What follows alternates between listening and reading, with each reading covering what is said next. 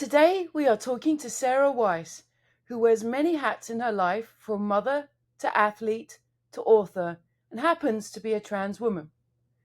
She's kind enough to talk to us about all of it and what making the journey to become a trans woman has been like in terms of world perspective, parenting, competing in sport, religion, and more. Sara is highly articulate and a must listen. Enjoy the show.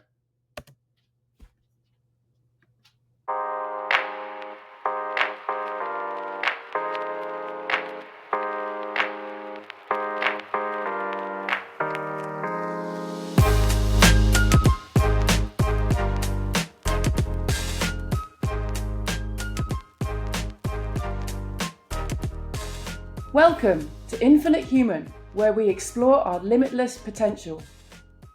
Through conversations with guests who have achieved greatness, overcome challenges, and work to find their purpose, we aim to share and inspire you to do the same. I'm your host, Shona Kerr.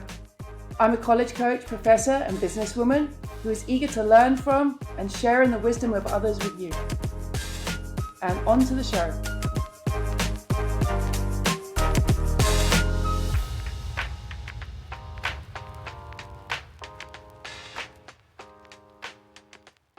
Welcome, Sara Weiss, with me today. Thrilled to have you. We've been trying to line this up for a little while, and I'm so happy that we're doing this today. Thanks for being here. Thank you so much for having me. Yeah, I couldn't control the heat wave. And we totally get it. So Sara is a life coach. She's an athlete, businesswoman, parent, author, broadcaster, and trans woman. So very excited to delve into your life story and where you're at. And I know it's really only just beginning for you. You were born in Canada, grew up in Canada, where you find yourself now, I believe. Yeah, I find myself here in Canada on Canada Day. But yeah, I was living in the States for a good year and a half.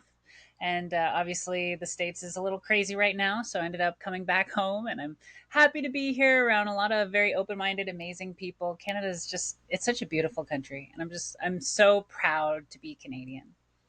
How was your childhood growing up in Canada? Paint us a picture. How was school? Yeah, I mean, as far as countries go and growing up in different countries, I can't say about other countries, but what I've experienced here in Canada was, I guess, kind of mild. Like, I grew up in Ottawa, which is, kind of government town. And it was, I didn't have a crazy childhood or anything. I grew up around good people. I grew up with my mom, who was a single mom of eventually four children.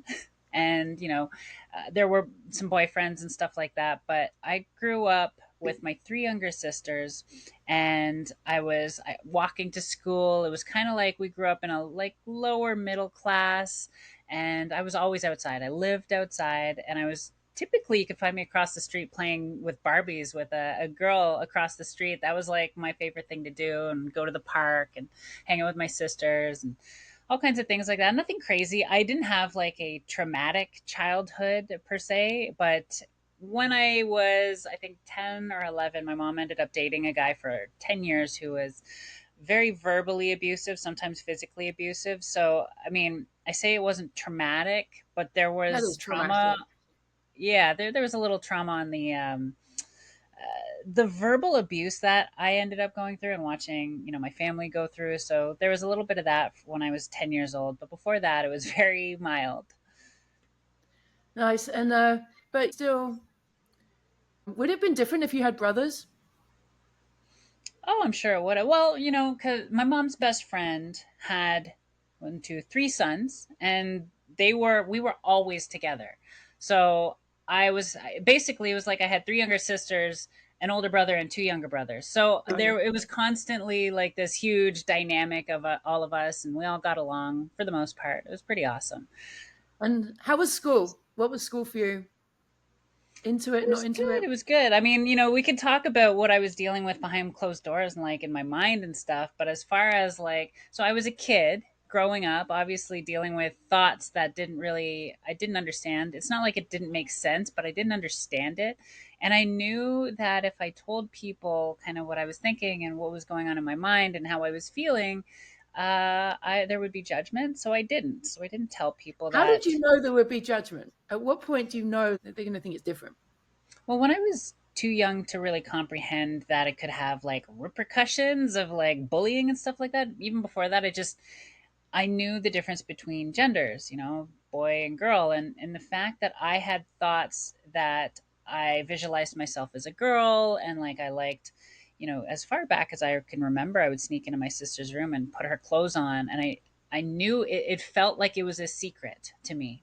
I know it's hard to kind of explain what was going on in my 5 year old, 6 year old brain, but I knew it was a secret. I knew I wasn't supposed to because I could see the difference between boys and girls. And then eventually, you would hear certain things like homophobia and stuff like that, and the word tranny, because transgender wasn't like a big, well, understood or even known thing. I didn't even know what transgender was until my 20s. So growing up, I was just like, I don't know what's going on with me. And I don't know if it's like that weird or normal. I didn't know what it was. I just knew that I shouldn't talk about it intuitively. And then, it took me 26 years to actually tell my story and talk about it and come out and all that stuff. So the older I got, the more I saw, especially where I grew up. I grew up in the country with a lot of like rednecks and stuff like that. And it was very closed minded, we'll say, in the way that the guys would talk around me, and I never related with it, but I pretended to, and I kind of adopted everything I saw in guys so that I could try and Mhm. play this role in this part, because me naturally, I was very effeminate, I was soft spoken. My mom and my grandma always thought I was going to come out as gay, and they kept telling me once a year or so, they would come up to me like, hey, when you're ready to come out, we know, we know, so let us know. And I'd always be like, no, what are you talking about? You don't know what you're talking about. Mhm. But No, no, yeah, got it. so I heard a lot of like racism, homophobia, transphobia, all kinds of these things from these guys that I was hanging around. And, I learned that if I told my story, yeah, there would be bullying. Like I can't imagine going through high school if I told everyone before before high school or during high school, if I told everyone that, hey guys, I'm actually a woman, so Right. I'm gonna need you to use she her pronouns now. No, no, no, no. I mean, it sounds unfathomable, and I don't know how much has changed, but I do think talking about it is very helpful. But it is interesting, I think, to understand that those thoughts were there with you from the beginning. This isn't something that came on suddenly. This is who you are. Since day one, yeah. Yeah. When people talk about, well, children can't make up their mind on their identities and stuff, I can only speak from my own experience. I can't speak for everybody, but for me, I knew right away. I didn't. If I had been given the opportunity to talk about it in a safe place, in an understanding way, which now is being created within the school systems, within families and homes and stuff. Not all families and homes, but to be able to even know what transgender was back then would have changed my life. It would have changed the course of my whole life. And I gotta say, I have two daughters, biological daughters, so I'm glad it took me as long as it did for that fact alone. But I can tell you this much: if I knew about it when I was younger, I would have gotten on puberty blockers with the help of professionals, psychiatrists, like, just so anybody watching understands, when I decided to take HRT and all that stuff, I had to go through a big process, speaking to psychotherapists and counselors to make sure that the professionals all agreed that that was the right move for me, and they all did. They knew right away. They knew within the first couple times meeting me, but there was a protocol, and we had to go through months of counseling and psychotherapy and all this stuff. And when they finally had their write-ups all done, it was like, okay, go start your journey. And at that point, I had already socially been transitioning, changing my changing everything, growing my hair long, my long nails, and everything, basically doing the social transition. So yeah, it's not like all of a sudden you can just decide to get on meds and be on meds. It's a process, and it's done with families, it's done with professionals and doctors. This is not something like a teacher can help a kid transition. I hear some interesting rumors, and it's just like, no, that's not how it works.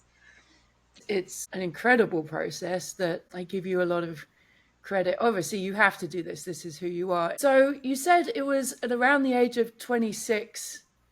It took you 26 years. So 26 years was when you said, no, this is who I am and I want to transition. What happened at that moment? I'd also be curious, what gave you the courage? Oh man, so many things I could talk about. How can I like put it into a digestible chunk of story. So uh, I was married at the time, had my second kid that was, I think, about 2 months old when I finally. So my ex-wife at the time was drinking a lot, and she went to rehab.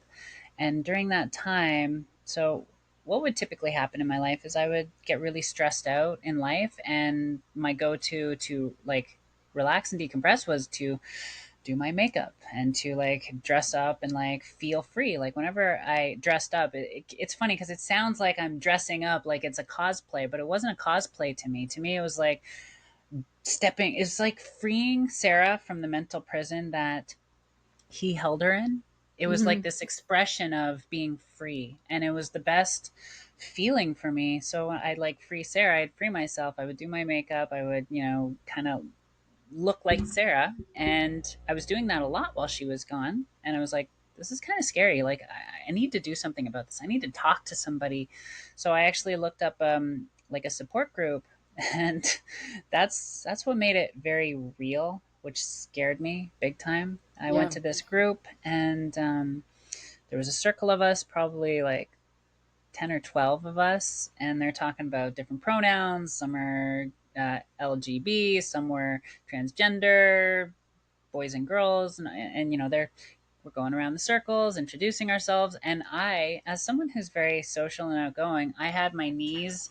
I was hugging my knees on a chair. I was like, "Oh my god!" I was scared crapless. And got to me and was like, "What's your pronouns?" I was like, I don't know. Yeah, help me. I don't know what I'm doing." And I was very scared. And slowly, I would go to these meetings, and I was slowly opening up, telling a bit of my story. And I shared a blog on a site where I said, here's what I've done, in the past 15 years. I've met up with guys from like Craigslist and stuff, and like it felt dirty and everything, but it was like I needed to do it to feel Hmm. free. So I spewed it all out on this blog. And I'll never ever forget that this one lady, she commented on it and she said, "You, Sarah, deserve to be happy." And it seems so, I don't know, cliche and like lame, but that hit me really hard.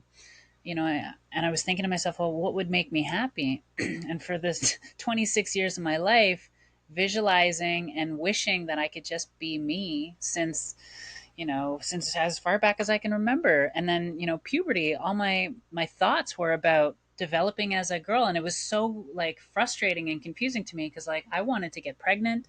I would close my eyes, I would see myself with a family and my own children, and being pregnant. And my sexual fantasy started, and I was starting to think about me as a woman with men and stuff like that. So 26 years of this, to ask myself what would make me happy would easily be the answer of being me, finally telling the world who I am. And it was tough. It was very hard. How was it? And I know the answer is going to be it was very difficult, but how was it being in a body that didn't A correlate? line. Didn't correlate So at all. Yeah. yeah, I would never call it the wrong body. I've heard people say I was born in the wrong body. And it's the wrong body. It was your body for sure. Yeah, yeah, no, it's my vessel, if you There will. you Like go. I believe I'm some floating ethereal ball of energy that just chose a vessel, and this is the one it chose, and I'm Yep. okay with it. So, what was it like being born in the wrong body, or the body that didn't align? Confusing. I thought there was something terribly wrong with me mentally, which was weird because, by 26, I was married with two kids. I had my own home that I had owned since I was 21 years old. At 22, I started a landscaping company and ran it for 5, 6 years. On the outside, everything looked really good. I had major respect from my peers. I did really good in school, yet I was also a party animal. I had lots of fun, and a lot of people knew me. I was well known and respected, and my life looked very put together. A lot of people looked Hmm. up to me because of all the things I had accomplished, how confident I was, how strong I was. People didn't mess with that person. So, I mean, I presented this really successful, grounded, happy person. And, a lot of who I am was still reflected in that person just dealing with stuff mentally. So it was like the inside was a mess, the outside was put together, and I traded that for, well, now the outside's a mess, but the inside's put together. So I went from feeling very, what the hell is wrong with me, to, all right, we got this. But mentally, yeah, it was tough. We all have things about ourselves that we would potentially change or want to make better. And this is just a whole other spectrum of to try and empathize with, I think, is where I'm coming from. How did you navigate the relationships in that? Obviously, being married, that's hard. Obviously, that needed to move along. And then being a parent, being a parent to two wonderful kids. How did those might have been some of the harder pieces, I'm thinking. The dynamics, yeah, it was interesting dynamics. Dating as him, that's always interesting to talk about because I created him as a version of a, like my dream guy. If that's Okay. probably very Yeah, weird to hear, but I made him like my dream guy. Like, who would I want as a man for I me? like that. I Yeah. made him like that. And it was funny because like everything I did as him was mimicked from, I would basically handpick. I like the trait of that guy. I like how he walks. I like how he talks. I like his behaviors. And I kind of compiled them into like this guy. Hmm. And so when I was dating, uh, I was dating as, so I almost like projected myself onto the girls I would date as if I was them dating him. It's Interesting. yeah, very interesting, very interesting. And that included like any sexual encounters. I was projecting myself onto the woman. So it was like, it's a mind trip, I'll tell you. But like, No, but yeah, it's like it's like you had it all accounted for. You've got the. I mean, you flipped it in all the best ways, I guess. yeah, yeah. I just so I related. A lot of women were attracted to me and interested in me because I had good connection with them. I was a communicator and a listener, Really and good. like I didn't relate with the boys I was around. They would talk and they would be like crude and just very rough around the edges, and I had to pretend like that was my jam. Like, ha ha ha, laugh at the jokes, and it Mm-hmm. was like it left me with some trauma about guys and like trust issues about men, like what they're like behind closed doors, especially if they don't Mm. think a woman's around. Little did they Right. Oh know there yeah. was. Yep. Hi. So Hmm. there's that. And then, moving past my relationships as myself, obviously in the beginning of transition, it was a very awkward time for me. I wasn't comfortable in my skin. My voice didn't sound like it does right now. Right. My face didn't look like it does right now. I didn't have the long hair. I looked very awkward. I like felt very awkward. It was very weird. And there was, I think, after about 2 years of transition, I did start dating, and it was a learning experience, of course, and I was going through puberty again, a very different kind of puberty compared to what I went through the first time. At age 26, going through, or I guess 27, because it took me about a year to get on HRT, going through puberty at age 27 was not great. The emotional roller coaster. I was very irritable and impatient and crying at every single thing. I thought I was depressed. My mom had to tell me, just because you're crying a lot doesn't mean you're depressed. That's what women do. We Right. cry, so doesn't mean you're depressed. Don't think you are. And then navigating relationships. So an interesting thing happened. I got married to a man, and then when that was done, when that we got divorced, my friend of mine, a good friend of mine, was like, "You're so much more demure now." I don't know what happened, but I assume it's because you've dated a bunch of men and they've kicked you down. And honestly, that resonated because I dated a number of narcissistic men that were always, so much better than me, superior to me, and condescending and belittling in times, and basically knocked me down a peg, I guess you would say. And I was Mhm. much less, I don't know, assertive, I guess, in certain ways that they were used to. So they said I'm so much more demure now, and it was interesting to consider why. But I totally know that not just in relationships or intimate relationships, but my relationship to men in general Yes. Yes. changed and kind of put me in my place. I hate saying that, but that's the way men treat you. I didn't Hmm. have the kind of privilege and priority that guys in my peers, male peers in my circles had. They were given everything that I wasn't, even though I worked twice or 10 times harder. just the way I was talked to and way I was treated, especially compared to him, who when he'd walk into a room commanded respect. He commanded respect. Just being there, just opening his mouth, people were listening, they were hanging on to his every word. Now I get different reactions from men and women. Men typically will kind of treat me politely, but like act as if it's like, I'm just listening because that's what I'm supposed to do. I'm waiting for you to shush. That's kind of the vibe, especially because, like, again, I've seen the two sides of the coin. I know Yep. the difference very clearly. Some men will kind of engage, but then it turns flirty and it's like, they just wanted my pants. Cool. That's great. Love it. So the sexism was real, is real, still to this day, obviously. And talking to women, a lot of women treat me like I'm either a threat or like I'm a fellow queen. And I love those women who are like empowering and they want to give compliments and make me feel good about myself, and it's reciprocal. Those are the best queens to be around. But yeah, some women are, they treat you, it's like they're eyeing you up and down, like, how can I destroy you? Like the cattiness and stuff. It's a very different flip. So the relationships I've had with men and women have changed dramatically, and it's changed kind of my demeanor, I guess, because my soul is the same. When I say Mhm. him as if it's third person, I was there, Yes. but it wasn't me. So my soul, the crux of who I am, my morals, my values, that was always there and always will be. Just how I expressed it and how I showed up in the world, and my mannerisms and stuff, that's all very much changed. Yeah. So I find it very interesting. You talk about, while being him, the instant respect that's commanded when you walk into a room versus the dynamic now as Sarah, as fully being Sarah. And I get where you're coming from. I've not lived the male version, but I have been in rooms where men have forgotten that I'm there.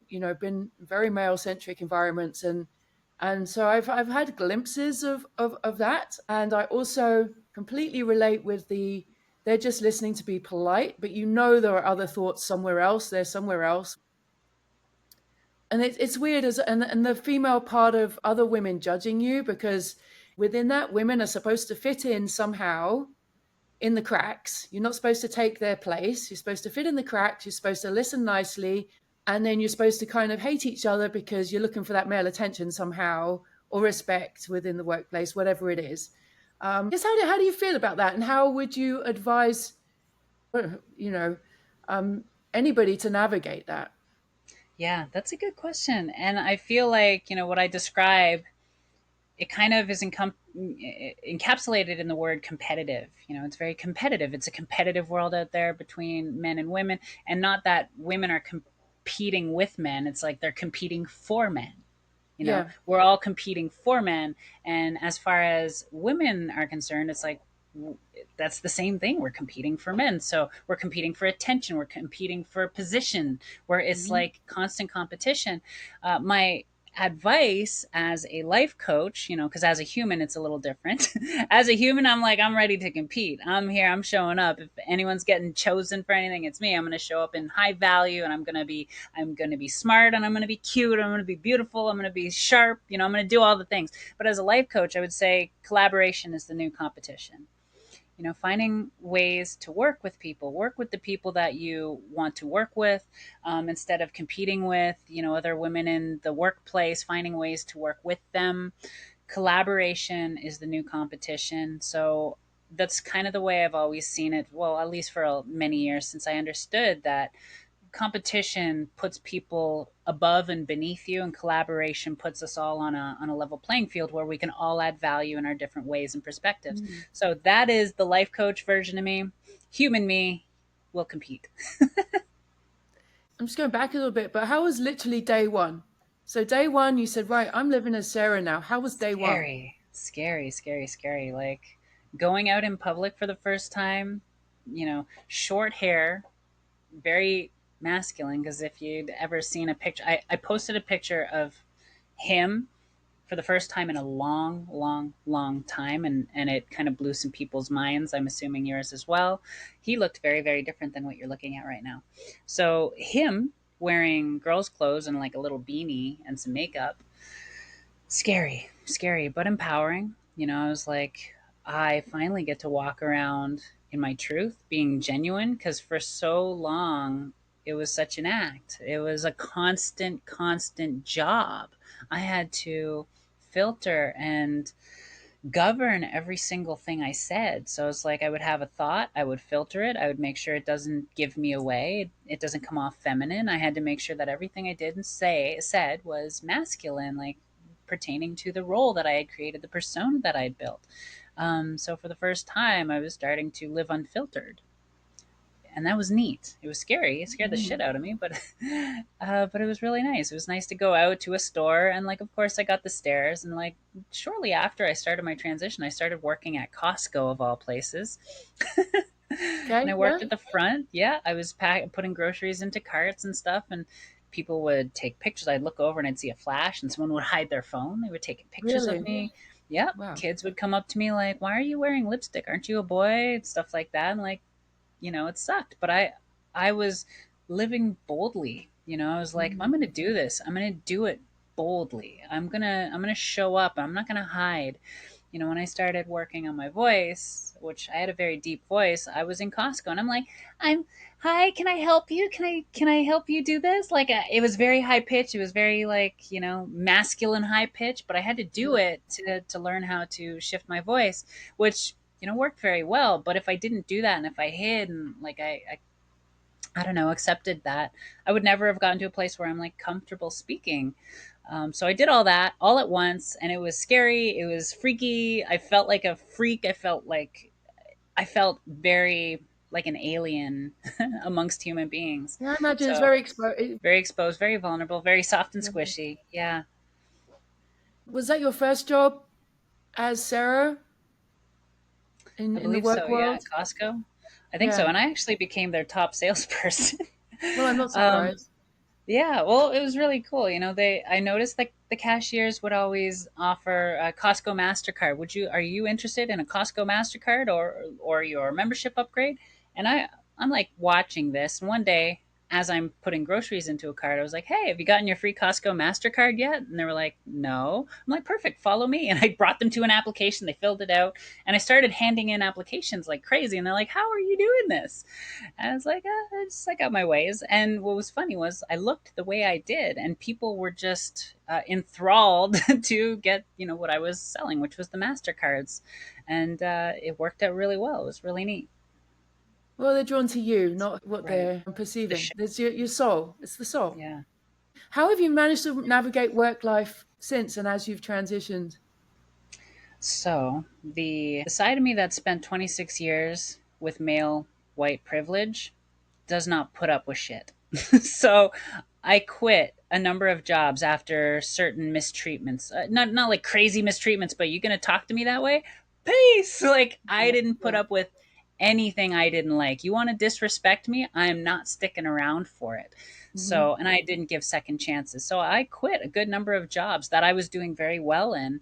But the moment, and it was always a guy. It was always a male boss or Can you give an manager who. example of something they may have? So I'm What trying to that would think have looked of like? the exact words, but I worked at this place where we rented out kayaks and pedal boats and paddle boards and stuff like that. And their number one salesperson, because the way they sold sold like waterproof bags for their phones was so like low key. And I was like, I put all the waterproof bags on the front desk. And was like, get this so you save your phone, da, da, da, and we would sell out or rent out of them, every, I don't know, hour or so. And the male owner, he was like, I don't know, what do I say? He was pompous. He was just pompous. And the way he spoke, I didn't like it. He was kind of arrogant and stuff. And I didn't like that to begin with. But then when it started getting directed at me, like I was doing something on the docks, fixing something, and he would like want me at the front desk or something, like the way he told me what to do, I didn't like it. It was disrespectful. All you got to do is say, hey, can you hop over there instead of you shouldn't be there. You shouldn't. And just, I don't know. I don't remember the exact words, but there was one day what he said. I was like, oh yeah, peace. And I just walked away. See ya. I'm not coming back. So In work, I work very hard. I always show up to my greatest abilities to bring tons of value. And that also was seen as a threat in Costco because before my what do you call it, probation was over, I was offered uh, what's the word, not manager, supervisor. I was offered supervisor, which is very rare for someone to come off the street and then before, like usually you spend years there before you become a Mhm. supervisor. I was offered supervisor after my probation, and the managers, the floor managers, which three women, they all turned on me. Oh, They were not, they started lying about me, saying she's got attitude, she rolls her eyes and huffs and puffs, and I'm like the most positive, happy, like I would show up with chocolate bars and I would give them out to the cashiers and stuff like that, and like everybody loved me except for them, now that they knew I was a threat. So that was interesting. So yeah, the dynamic of, because he, old me, never ran into that kind of stuff. Anything right. he did was respected, it was looked up to, but me showing up as a threat, yeah, it was not well received. Not well received at all. As women, we do a terrible job of supporting each other. And I hate to see that. But it's real, it's there. Do you Yeah. think in the paddleboard shop, your boss would have spoken to you differently um, Yeah. if you presented male? I don't think that. I know that. That's Yeah. not, at this point, it's not like I think it would be different. No, 100% it would be different. Do you think there are any advantages in presenting female, being I get free female? drinks if I go to the bars. Yeah, I don't look at it, as like what kind of societal privileges I get. I really just purely, solely love that I can be me. I haven't Yeah. analyzed all these. I haven't like written down a pros and cons list or anything like that. I'm free. Right, Nothing right, can right, change the fact that I just feel free from, years of being in like a mental prison and, right. feeling trapped, feeling like I cannot just exist without the hurricane of noise in my mind between what I wish and my desires to governing all my thoughts and how I present and trying to constantly adjust. I had to do research on how to be a guy. I literally researched it.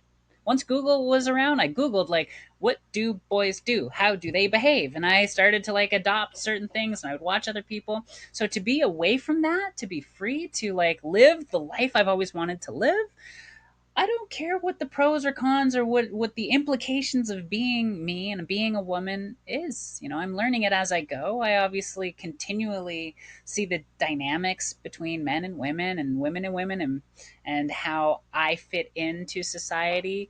As a woman, not even as a trans woman, because I never used to talk about transgender, and most people in my life didn't know until pickleball and the whole sporting thing, and they found out about my book. Because, like, it's not like I hid who I ever was. I just never talked about it. But I wrote a book, and in my book, there Mhm. are parts talking about my journey and stuff. So people did find out. And as an athlete, that's a big deal. That's a big Mhm. deal. But before, so it was about 2 years into my pickleball journey, no one knew, and no one had any. I never ran into, in my whole life, I never ran into confrontation. Only online. But in reality, no one. There's never been confrontation. I've never had someone, past when the moment I knew that I was stealth, is what they call it. Like people wouldn't know by looking or by my voice. Like Okay. Yep. from that moment on, I stopped talking about it, and people didn't know. Only very close friends in my circle knew. And when people found out, I got tons of messages like, "Oh my god, I had no idea. I've known you for 8 years, and I had no Mhm. idea." You're not supposed to. It's not like I go around telling people, I used to be a baby once. Right, I was a right. baby one time, you know? Yep. I completely feel the sense of freedom that being you has enabled. As a woman in the world, I guess I've been trying to figure how to navigate society, but use it to get to the best places for society. I think you're coming at it from a different perspective of, you know what, I'm free and screw you all. And and I fully respect that. And maybe I need Yeah. to adopt a little bit more of that and stop trying to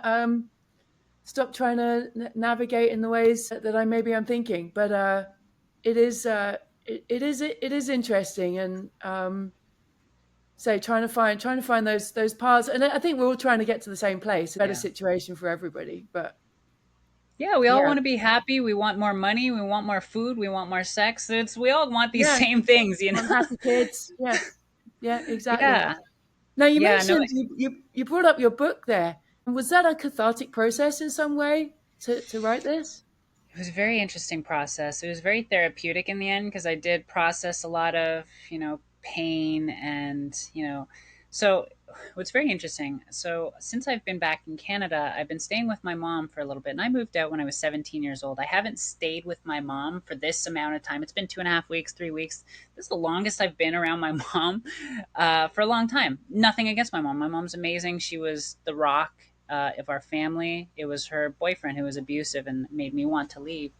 Um, so being here and having the conversations with her and catching up on what it was like growing up and then past all that, it's been very very interesting. I don't remember much of my past at this point. I'm 10 years into my transition. I've disconnected from my past in such a way that I don't think about it often, so it doesn't reignite my memories. Right. So when I wrote the book, it was, I guess, 3 years ago. So it was all a little fresher. And I talked a little bit about my journey, but the book was more about redefining yourself so you don't get stuck with who you thought you were or who you are in a moment and focus Hmm. more on who you're becoming. It's called Not Born This Way. And a lot of people think, ah, that makes sense. And I'm like, yeah, but it's not what you think. Hmm. It's that we are constantly redefining ourselves based on who we want to become, and that's what the theme of the book is. But of course, I've got really great examples, so I talk about my story and I coach through it and stuff. So writing that book, yeah, it was very therapeutic and cathartic. I cried a lot. There were some hard chapters to write. I've experienced a big number of ups and downs. My life was pretty crazy. When you read my book, a lot of people message me after they read my book and they're like, I read it in 2 days and holy crap, Hmm. like you've Hmm. lived a life. And yes, I definitely have lived a pretty crazy life. And yeah, writing that, getting it out, putting it on paper, and, going through the pain and the challenges and the mountains that I've climbed to remind me who I am and where I come from. Yeah, I recommend everybody writes a book. I recommend everyone do it. Whether it's a journal, like a full length biographical journal, or something you want to publish. It feels really good to go through and I don't know, What's your heal hope for through the it. book? It's out in the universe now. What do you want it to leave for people? Well, I hope my whole existence does the same as my stories to show people that they have the power to be true to who they are and create a beautiful life from it because it's scary. If anyone can tell you it's scary to be who you truly are, it's me. It's Yeah. very scary. And I can't tell you how many people come up to me after reading my book, after getting to know me, and saying that doesn't matter whether they're trans LGBTQ or not. Many people have told me, like, you inspire me to be me, which is interesting to hear, how many people are not fully genuinely living authentically and showing who they really are within, what their true desires are, what they really are interested in. I want people to live boldly in who they are because it's so freeing. It becomes effortless, and anyone who's listening who understands that, they'll look at someone and wonder, how are they so effortless? How can they just speak and it seems so right and it's like always in flow? I was always so jealous of that. And I can only now operate without script. I don't do scripts anymore. It's like I'm unfiltered and I prefer it that way. I prefer to have genuine conversations like this instead of trying to read from a script.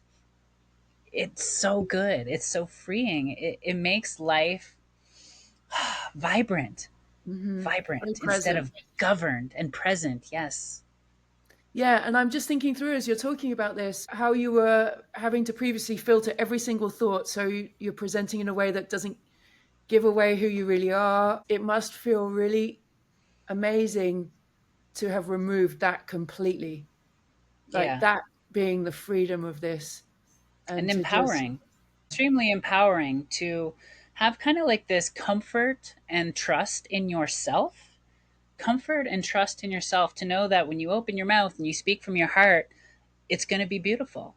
And I mean, I don't always say the right things. Sometimes I say things that might put someone off or might be received incorrectly than it was intended. And I'm not saying I'm some like angel because I can now speak unfiltered and stuff, but it is empowering to be able to not have to think about what I'm Yes. saying, not have to govern what I'm saying, not have to accommodate to other people. If you don't like me, you don't like me, and I'm okay with that. You know, Right, so right, many right. people don't like me in this world today, and I've grown to accept that doesn't matter what I do, doesn't matter how I look, doesn't matter what my past is, doesn't matter what I say. Some will like me, some won't. And the ones who do, the ones who want to be around that energy and resonate with what I say and are in alignment with what I represent, they're amazing friends. They're amazing people, just like you. You know, we resonated, we aligned Right. at the moment we met. And that's why we'll stay connected. That's why we'll do stuff like this. And it'll always be amazing and effortless. And collaboratively makes it even better. That's the beauty of Yes. this too. And that Yeah. for that connection, I'm very, very grateful. Albert Ellis is a psychologist. He would talk about irrational beliefs, and one of his top three irrational beliefs is everybody must like me. I must please everybody. So So irrational. the So the, irrational. the quicker one throws that out of the window, the better. I think you're a great example of that, and scooping up the great energy of those um, that want to be part of that journey. In terms of people wanting to be who they truly are, I don't think it has to be such a big life transition or the way you present. It doesn't have, it can be as small as I need to move house, but I didn't have the guts to do it. Or Just that I wish trust I. and comfort with with yourself. Like a lot of people are in relationships that aren't right for them, but they're Mhm. afraid to be alone, or afraid to move forward or go in a different direction, and that includes like work direction. So I'm starting to sweat a little bit. It is hot in here. So but yeah, like being afraid to pivot, being afraid to join a certain club, or do a hobby, or play a sport or a game, or accept an invite to go somewhere.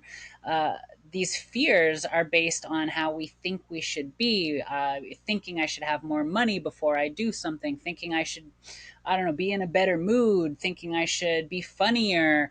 Just be you, whether you're funny or not, or you look a certain way, or you feel a certain way. Just throw away the filter. Just get rid of the filter. And I So mean, here's the giant question. Here's the question of the universe. How? how? Stop How thinking. do you do that? Stop Yeah, thinking. very simple. Stop thinking. Yeah. Stop using the brain. Lead with your heart. I know that that can be tough in a lot of times, but our heart always knows. It always knows. It knows what to say. It knows how to feel.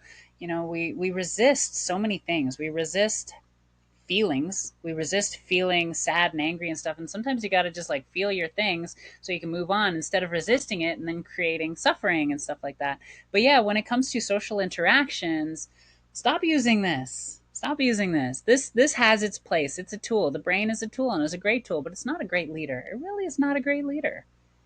Right, right, right. No, very well said. And you have two beautiful daughters. How's their journey been through your journey?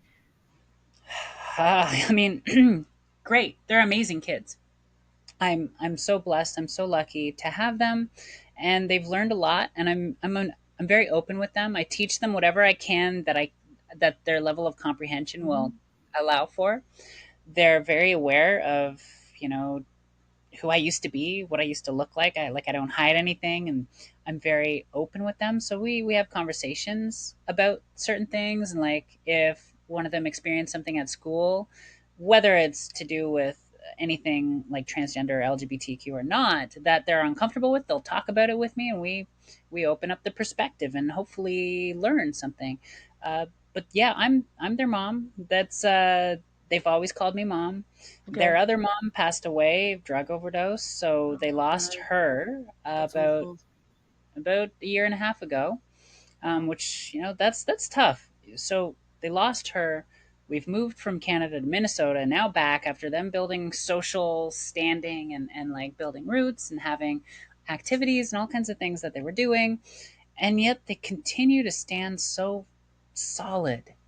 They're so mature for their age. They're 10 and 12, and they've gone through grief counseling, and they're both at this point of strength that they've got from all of the things they've learned, the experiences they've had.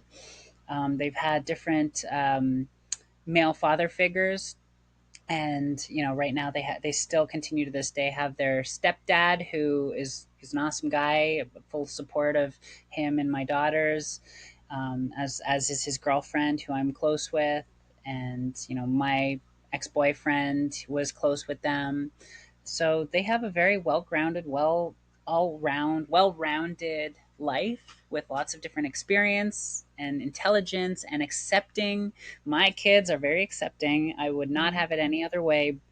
Bullies have no place in our circles. So Yep. I'm proud of myself for how I've brought them up, and I'm very proud of them for how they've navigated with the tools I've given them. Do they educate the other kids' friends around them? Yeah, I mean, it's, No. this is the funny thing is kids get it. Kids get it. Yeah, you're right. They're They not haven't in been judgment. polluted That's a by that learned. point. Yeah, that's a learned thing that at 10 and 12, it's still, kids are just, especially these days in the new generations, they just accept people as they are. And I always say, if someone's going to not like me, don't like me for my personality, don't make it because of something so shallow like a label called transgender. Yeah, If you're going to yeah. not like me, make it for something real. And I think kids intuitively understand that if they don't like each other, it has nothing to do with how they look or their Mhm. race or their gender. It's just their personality. So luckily, they haven't had to step into an education role, but they have enough understanding and knowing that I would be confident that they could teach people about understanding the diverse, world of human beings, race, culture, gender, all that stuff. Yeah. Like I feel like that's going to happen as they get a little older, and actually their contribution to the universe is going to multiply in a very positive way. So, well, we met playing pickleball, which the great blessing of pickleball. What an incredible sport that it's exploding right Yeah. now. How did you find the game, and then how was your sort of path into I'll call it a healthy addiction that we share? Very healthy, very addicted. It's Yes. such a great game. So my ex-husband wanted to teach me tennis during COVID, and he asked, "Do you want to learn tennis?" And I was like, "Okay." I don't come from sports. I don't come from, let alone racket sports. The last sport I played with like any kind of like or passion was middle school volleyball. And then, in high school and beyond, I'd play every once in a while, but never like serious, never in like a league or anything. So he wanted to teach me tennis, and this is during COVID, so we're all trapped in our homes, and there was this little public court around the corner from where we lived, and he's like, we keep driving by it. Why don't I take you there and we'll hit some balls? I'm like, okay. We get there, and he's like, I don't think this is a tennis court. I'm like, are you sure? It looks like a tennis court to me. He's like, the lines look weird and it's small. And he's like, okay, well, go stand over there and I'll hit you some balls. And he'd hit me a ball, and I sucked at it. I was really not great. And like, I could hit the ball kind of over, but he Mhm. kept going, something is so weird about this court. He kept scratching his head. He's like, I don't know. I'm like, whatever, let's hit it. I'm sure you're just crazy. Anyways, as we're leaving, there's this like board with a couple pins to hold your paddle or racket, and we see a picture of a tennis racket and a picture of a pickleball paddle, and we're like, "What's that? What is this?" So we went home, we did some research, found out what it was, went and bought some cheap paddles because we're like, "Hey, we're bored during COVID. Let's do this." Got Mhm. some paddles, hit the ball, and it was game over. I loved it. I loved it. Actually, in the beginning, I got really frustrated because it was just him and he just started whooping my butt. I'm like, what's the point of whooping my butt? You're good at tennis. Congrats. Hit me the ball because I don't know what I'm doing.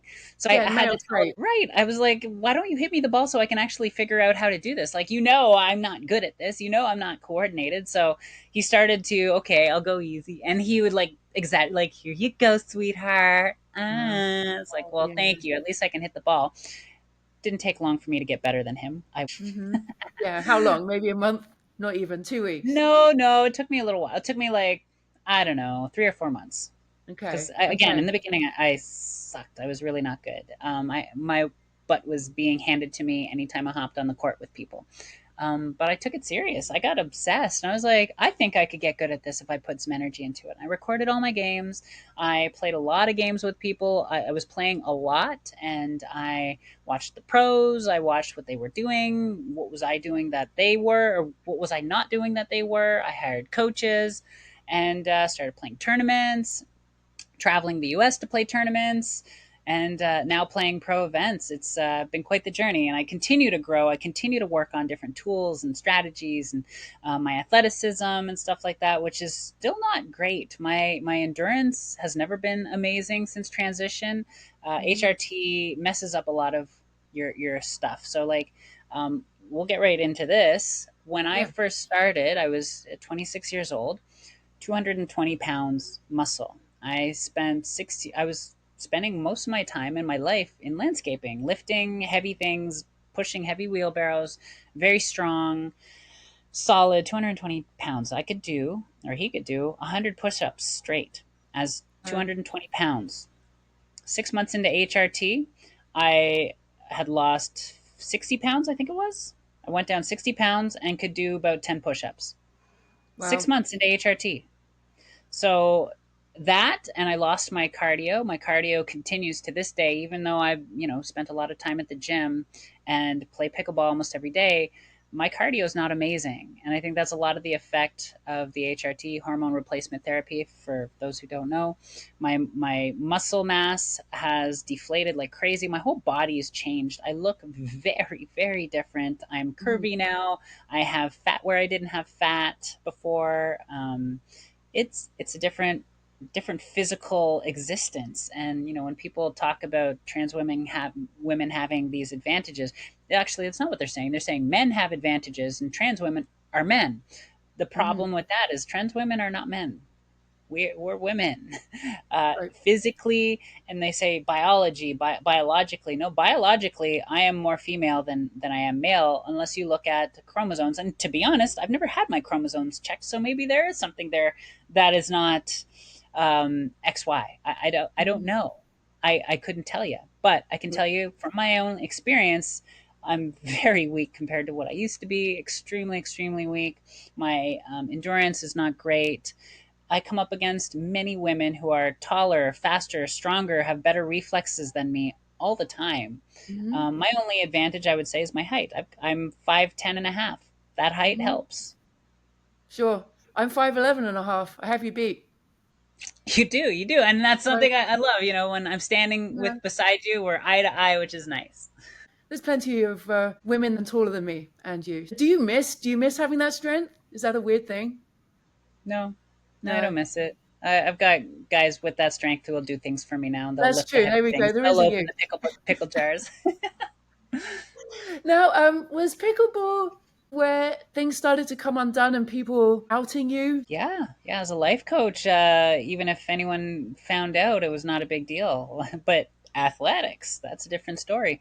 Like I said before, most people didn't know. After about, I don't know, 2.5, 3 years of transition, I was able to go stealth, they call it, Hmm. and not have to talk about it, and no one assumed anything weird. I would go Right. on dates, and on the second or third date, it'd be like, "Hey, by the way, XYZ," and I would say 90% of the time they're like, "Oh, well, it's new to me, but I don't care. You're awesome. So whatever." Yeah. Yeah. Which is great. So I had no issues in the dating world. But yeah, pickleball. 2 years into pickleball, I'm going to the U.S. Open, and I'm playing with it was women's doubles 4-0 and mixed doubles 4-0. And I was playing mixed doubles with a guy who had already played in a tournament with me before in mixed doubles, and I had slept at his house. He had a spare room, and I slept at his house for that tournament and for the U.S. Open. And this post went viral on Twitter about Sara Weiss cheating in the US Open, which I've never cheated a day in my life. I'm like so like about ethics and integrity. So these viral posts, the toxic posts went viral, and they were nasty. The comment threads were nasty. Everything about it was nasty, and it all happened while I was there. I got very emotional. I was like scared to go. I didn't know if anything bad would happen. Like when I go to a tournament, I love it. I'm in such a good Mm. vibe, good energy. I meet everybody. Like that's how we met. It was like Yeah. I'm so happy to meet everybody there. You never know who you're going to meet, where they're from, what their story is. And I'm always so curious about people. But I got this news, and I went back to the tournament the next day. I almost didn't, and I had my head down. I was scared. I didn't know what would happen. The guy who I played mixed doubles with, he called me up and he's like, "You should be suing them for defamation," and da da da. I was like, well, I mean, they're not lying about me. What they're saying is true. He was like, it's true. He couldn't believe Oh. it. He'd played tournaments with me before, and it messed him up. He ended up backing out of playing with me, and someone stepped in and replaced him and played with me. But yeah, even him, who I'd stayed at his place, I'd played tournaments with him, he backed out of being my partner. And then the story, was kind of blown wide open. And I had to ask myself, do I want to? I guess there was like three options for me. It was like hide and stay away from pickleball, or continue playing pickleball and just not talk about it until it kind of slips back into obscurity and I don't have to talk about it, or I talk about it. I go live on my Facebook and say, "So, here's what happened. Here's my story," which Mm. was something I didn't want to do. I never wanted to talk about this because I never wanted that kind of label and box to be something that defined me. Mm. Because I'm so much more than a label that means nothing to me. So much more. Yep. So that's what I like to represent and express and talk about. But I started to talk about it because I saw where the world was going since Trump became president the first term, and how people were starting to be a lot more vocal about their sexism, homophobia, transphobia, racism. And I know that I'm not the only one out there. And I personally, I have thick skin. I can handle it. Like I don't care what strangers say to me, but I do see a lot of people who are new to their transition being bullied online and the kind of vitriol that's spread. And I felt I have a voice, I have confidence, I can show people that it's okay, that you don't need to be afraid or threatened by me or any other trans woman. You shouldn't be barring them from sports categories or from bathrooms. And again, I can only share from my own personal experience. I'm not a scientist. I don't work in the medical field. All the research has already been done, and that's why the IOC has allowed trans women to compete for years. But as far as my own personal experience, I can tell you my strength is gone. It's not just dwindled, it's like gone. And my body operates differently. I am constantly outmatched by women. I don't have some kind of big advantage people are talking about, like as if they're so sure that I have some kind of crazy Hulk advantage. I don't. I really don't. I promise you I don't. And I love the sport. So I decided I was going to talk about it and continue to play passionately and go for my goals. And thank you for doing so. The world needed you in that space at that time, I think. And Thank you. thank you for being bold enough to speak up. And I can imagine how scary that must have been. For those who don't know, the US Open is a very large tournament with, I think, 5,000 competitors over a weekend. So just it's you're not showing up in front of 30 people here. It's a little bigger Yeah. than that. And And I will say, in alignment with what my book is about, and, my whole purpose of empowering people to show up as they are and trust and be comfortable in who you are, even though you might think society doesn't like when I'm this quirky, or my humor is too dark, or my this is too that, and my mm, this is should be different. To just show up, and showing up to that tournament and kind of just being who I am and then talking about who I am, a lot of good things have happened. I've run into and meet so many amazing people, brands that have supported me, and even just right at the U.S. Open, these high end brands that were giving me products like, "Hey, we're doing this just to show we support you." It mhm. wasn't like it wasn't a big deal that I got a T-shirt and a hat and this and that and stuff like that. But to me, it was a big deal, the gesture that they were just saying, "Hey, we want you to know we support you, and this is just a gesture we're doing to do so." I met Kyle Yates, who also was very supportive. He was one of the top players in the world, still kind of is. And he was just like, "Yeah, you belong here. You belong with women," and he just saying affirming things. And so me going there instead of hiding who I was, turned out to be very beneficial in so many ways. And it was affirming, and it was beautiful, and it was fun. Yeah, well, I'm thrilled the good in humanity came out for you, as it should. You touched a little bit on women in sports, and it's a big topic right now, whether we want it to be or not. And I should say trans women in sports. You most recently took a very brave leap and appeared on Piers Morgan's show. to discuss this, which we all know what that was going to be before Discuss. That was not a it started. discussion. Your platform is fully open here to say what you'd like.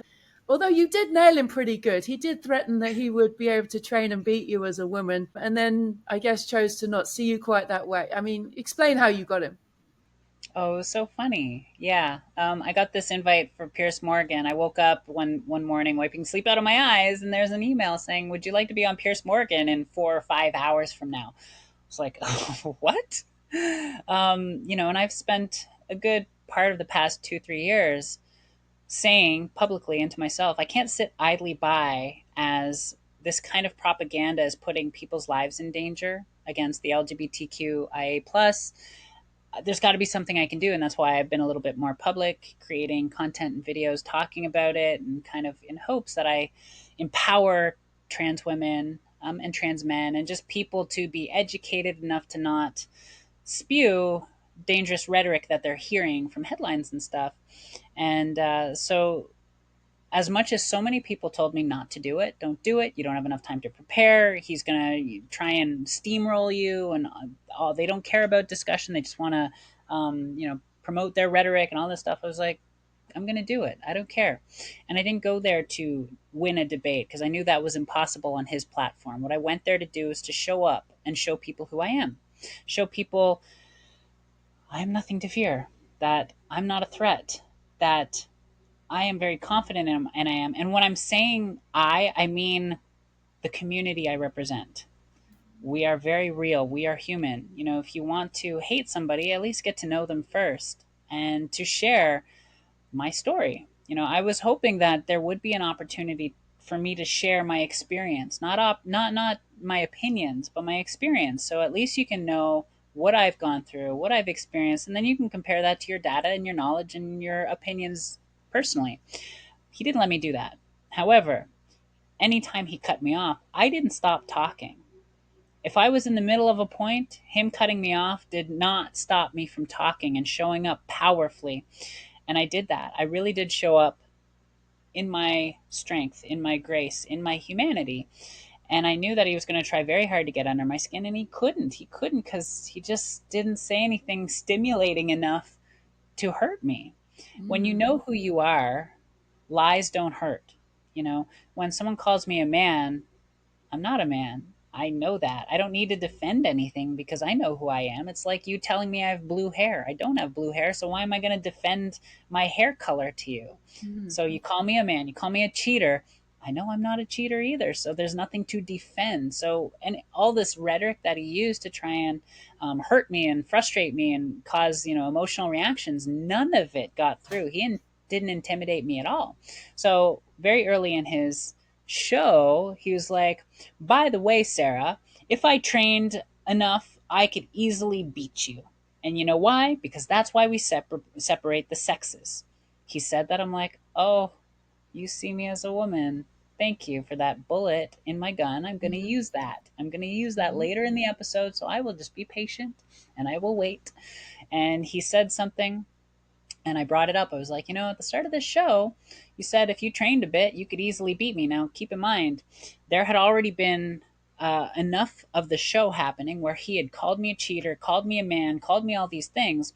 So, and then when I re brought it up, I said, at the start of this episode, you said with enough training, you could easily beat me. And he looked at me and he said, yeah.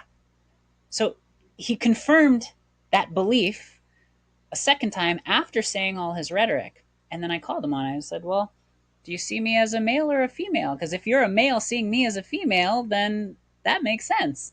And he was like, well, no, it's a different thing. I'm actually just really good at pickleball. And I was like, well, you tattled on yourself. And he went, yeah, that's a good one. And I'll take that. And it's like, well, your whole argument, everything you were just spewing just got nullified by that. You see me as a woman. You think you can beat me so easily? Well, that's trans women. You're speaking to a trans woman who represents trans women. I actually play pro sports. You do not, Pierce. And you're looking at me like you could kick my ass because I'm just a dainty little girl. Then your whole rhetoric, your whole masked misogyny is showing. That's all it is. Of I don't know how long the interview was, 25 minutes maybe, and it was the most silent he was the entire time, which from my sitting position was quite gratifying. Yeah, Uh, it felt okay, good. I got let's him. start the women who would like to challenge Piers Morgan at pickleball group.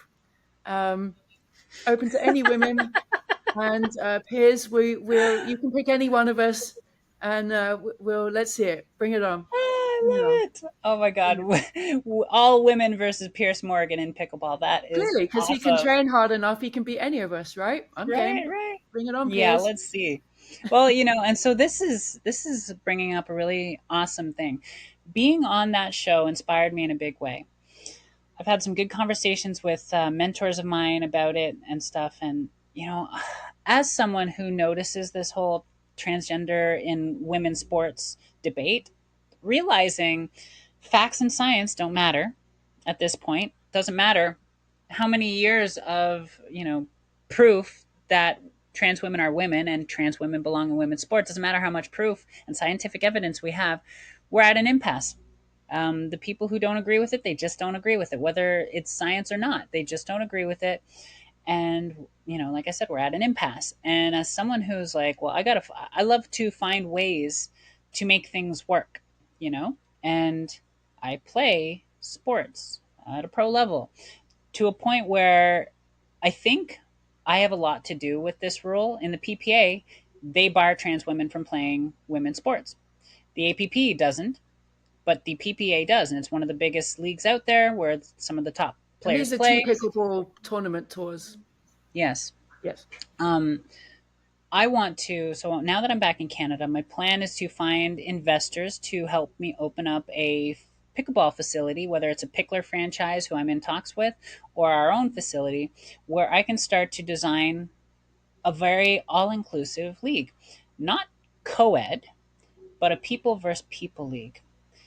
Because when we really play and watch sports, is it really about gender or is it about people competing against people? And I think we need to go back and we need to rewrite this whole landscape of sports because the current landscape, it's not working. It's expired. This gender superiority belief system is nonsense. It's incorrect.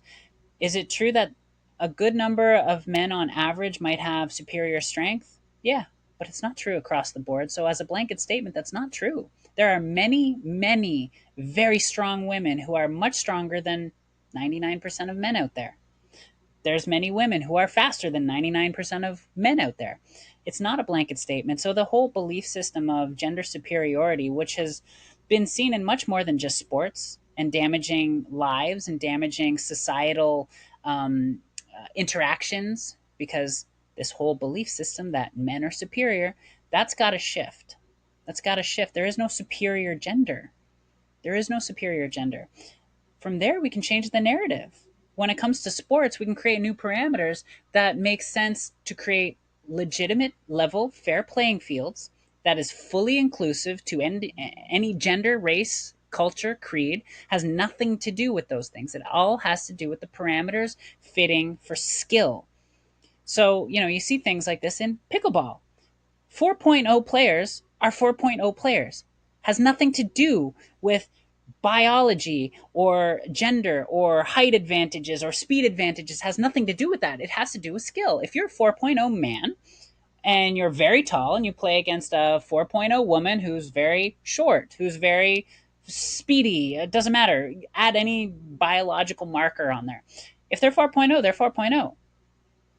They'll win half the games on average. I mean, the rating system isn't perfect or anything, but if we Right. create parameters that are more focused on the skill divisions based on certain things that make the level playing field, because when we watch sports, we want to see a level playing field. We don't want to see a blowout. We don't want to see a team get Mhm. badly beat.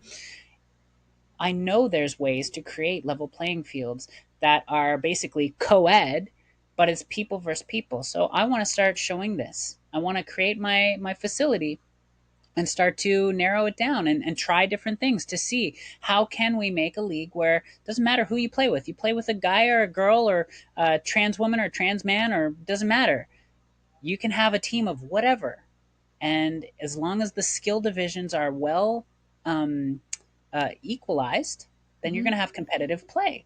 And if I can do this in a way that is embraced, embodied, is fun, is competitive, and sponsors want to take part in, then I would be able to change the world, first of all, but I would take it to soccer clubs and volleyball clubs and football clubs and say, hey, we've got this system that works. It's fully inclusive. There's no more talk about gender superiority. There's no more talk about segregation of trans women and trans men. You fit where you belong skill wise. And my goal with that is to kind of change the landscape of sports in many ways, not just like the categories like weight classes and skill classes and stuff, but how we go about creating media coverage of sports. An example that I love to use is that there's DC comic book heroes and there's Marvel comic book heroes. And do you watch it all, like any Marvel movies or any of that? I've certainly watched a few of them. Yes. So then let me ask you what your opinion is. Okay. Of DC and Marvel, what's the more famous, biggest of the two? Marvel. Marvel. Yeah. Even people who don't know much about it can say, yeah, Marvel does the big stuff. You know why? You know what the big difference between Marvel and DC is? DC is the superhero behind the human. Marvel is the human behind the superhero. That's why they create these movies that people fall in love with the characters. They actually get to know the people behind the mask. They know the Peter Parker before the Spider-Man. You know, they know the Tony Stark behind the Iron Man, and they have very real human problems, very real human existence and experiences. And I feel like sports right now is very DC. I want Yeah. to bring Marvel to sports. I want people to get to know the athletes behind the superstars before they're superstars, before they deserve their own autobiography books and video documentaries and stuff. I want to follow sports in a way that shows the people that are playing the sport. So there's a couple things I want to try. And so it's very, very important that I build this pickleball facility and start showing the world a people versus people league. I love that. And I guess it can transcend age to a degree too. You could have 65-year-olds against 14-year-olds. You can have, if it's just about your literal effectiveness on the court at that present time, then you've got the people versus people. Do you still see a place for some of the more traditional categories, or do you feel they Totally. need to be removed? Totally. No, no. And like my position will continue to stand on trans women are women and belong in women's sports. Yep. That will not change. Uh, Women's sports, men's sports, co-ed, you know, like with pickleball, we got men's doubles, women's doubles, mixed doubles, and singles. Hmm. Why we don't have to get rid of anything unless it becomes eventually, maybe 100 years from now, irrelevant when we're Hmm. talking about the people's league. You know, if we're watching sport to be competitive and have fun enjoying what we're watching, it doesn't need to be split into genders for that. It doesn't Right, need that. right. Well, one example that comes to mind for me as I'm thinking through, if anyone's ever watched Ninja Warrior, there's no male or female category, right? Right. It's just, hey, if you can do the course, you can do the course. Right. Now, within that, there's been some incredibly inspiring women, super strong, that have kicked the butts of many men in that realm. It is still generally more the men with generally more strength that will come out on top, but there are women for sure. I mean, there's a few, and they're out there, and it's completely equal. There's no, I don't think it's Yeah. entertaining no matter what, and I think pickleball is also a wonderful example. It's one of the few sports I can think of where, in a team aspect, there are men and women on the same team contributing equally. Yeah. Um, Yeah. It's an equalizer for sure. and I'm still putting people into boxes and genders, so it feels a bit strange, but um, there is still a little bit more of an interaction versus a complete segregation, I think, is the point I'm trying to make. But Yeah. So I think the world's ready. I think the world is ready to start looking at a different way to build the landscape for sporting. mhm, We're at an impasse, right? You know, yes, there's, I would say half the world is one way, half the world's the other way. Just will not shift their opinions on it. Their thoughts on how sporting should be and where trans women belong. And it drives me nuts that people feel so entitled to tell trans women where they belong even though right. they have no idea. They have no idea what the science and the facts behind things are. A lot of it is, and I want to say transphobia, but honestly, it's misogyny.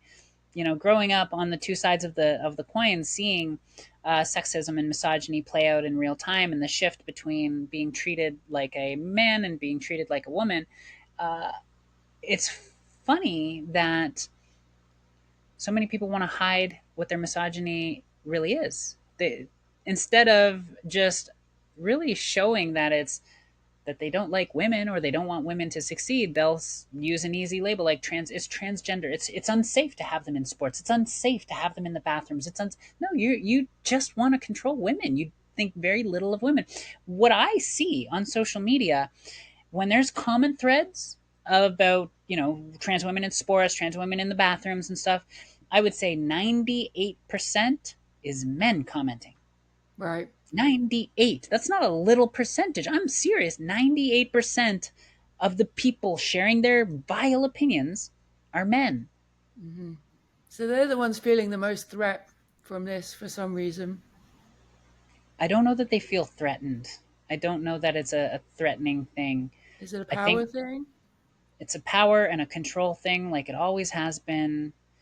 Controlling spaces, yeah, a superiority thing. So talking about people trying to find ways to justify ignorance, let's call it. Uh,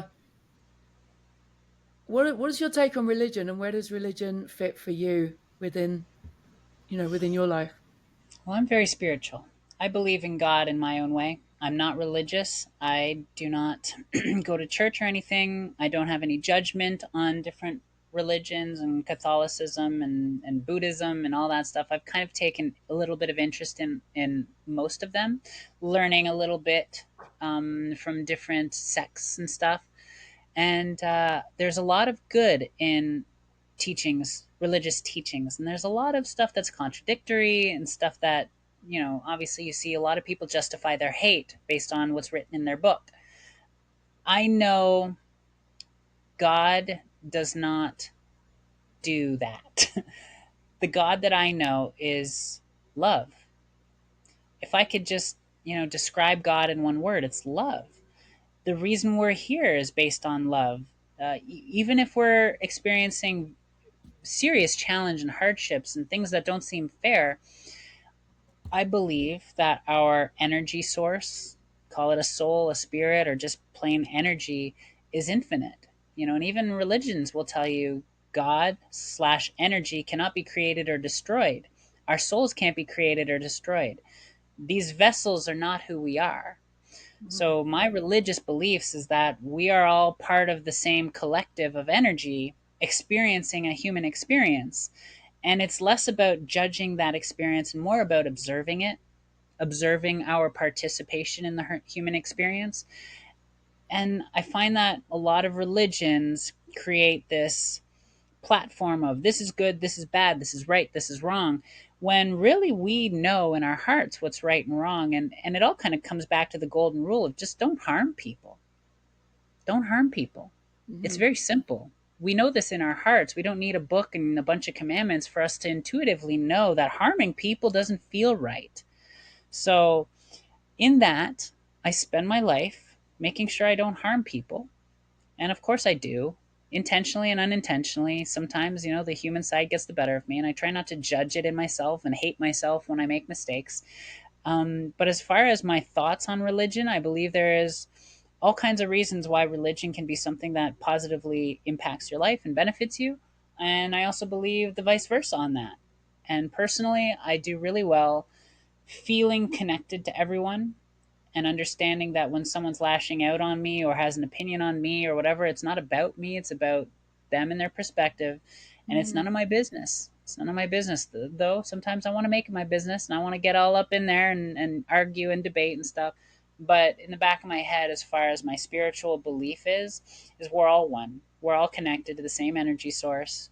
And God is so much greater than we're given it, her, him credit for, but I don't need to spend my life at a church getting down on my knees and doing these things that this book says to show that to God. Just my existence alone, my love and gratitude for what I'm given is enough. And what's your message to those people who say we're born male, we're born female, but that's it, and religion is dictating that opinion for me? There's not much I can say to people in that way. When you're dictating your whole reality, your whole map of reality is built on a book that tells stories instead of you listening to what you know is true in your heart. Um, there's not much I can say. All I can really say is, again, we don't give enough credit to how beautiful and diverse human biology and the human spirit and soul is. I'm not born in the wrong body. I am exactly who I need to be. And luckily, there are things like gender affirming care that can help me express it in the way that feels aligned. What you see feels very aligned with who I've been inside for many, many years. We can go. A lot of people say, "Well, God doesn't make mistakes. He made you who you are." Well, He made your eyes bad. Why are you wearing glasses? He made you not like your hair color. Why are you dyeing your hair color? He made you bald. Why are you getting hair plugs? That's all part of gender affirming care, and all it does is help better reflect and express how you feel inside. Is it good or bad or right or wrong? It's neither. You know, I technically could have kept the look and not gone through HRT and not gotten surgeries and still been me and still represent and express the way I am, who I am. But when I look in the mirror, I love what I see. I love that I am finally matching how I feel on the inside. Hmm. So I would say try not to take everything that dictates your whole life from a book that was written Yeah, by people. very well put. Definitely don't use it to justify hate. That's just not godly in any Right. way. Right. And I love the fact that you have both, right? You are spiritual, and I think that's it's powerful for you to articulate. Tough question, but I appreciate you fleshing it out. My Uh, relationship with God has been interesting. I spent 26 years cursing God, hating that he cursed me, that mhm. I was some big mistake. And when I finally embraced myself and understood that who I am is a gift, not a curse, that what God gave me and the body he put me in and the mind he gave me and the soul and the heart and everything that I was given to be who I am was a gift that changed everything. And I was able to feel gratitude and thankful for the energy source or God. Like, you label it how you want. I'm saying God, I'm saying energy.